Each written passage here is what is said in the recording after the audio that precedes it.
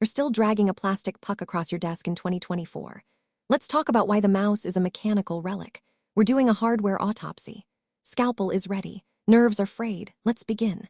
Back in 1983, we got the ball. Rubber sphere, 3 metal rollers. Friction was the enemy. Dust bunnies were the real boss fight. We solved drag by introducing dirt. What's next? Enter the optical revolution. LED light photodiode array, sampling the surface at 1000 Hz. No more cleaning the ball.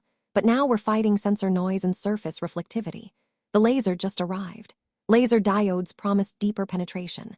Higher DPI, but latency crept in. Signal-to-noise ratio dropped. Your cursor started drifting like it's on a coffee break. We fixed friction. Now we're fighting quantization error. Polling rate jumped to 8000 Hz, but your CPU still cues inputs. Structural stress builds in your wrist.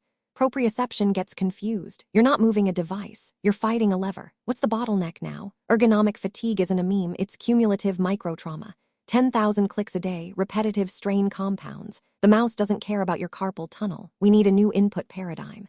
Trackpads promised freedom. Surface gestures replaced dragging. But palm thermal efficiency plummets. Fingers overheat. Precision drops, you're still clicking, just with more friction. Voice interfaces promised hands-free.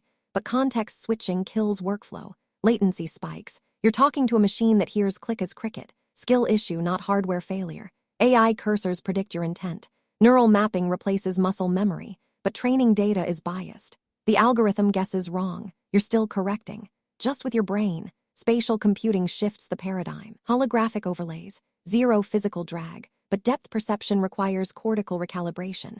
Your brain files a grievance. What's the real bottleneck? We're automating the analog. The future doesn't drag, it predicts, it adapts, it deletes the plastic. The mouse is a museum piece, winding up, ticking down. We traded friction for cognitive load. Now we're offloading both. If you're still defending the mechanical mouse, that's not nostalgia, that's a skill issue. Drop a comment below with your polling rate preference. Explain why you're still fighting a lever instead of letting the algorithm predict your intent. I'll read the ones that actually understand signal-to-noise ratios. Subscribe if you want the next autopsy. We're dissecting the mechanical keyboard next. Switches, actuation force, and why you're still bottoming out. See you in the comments.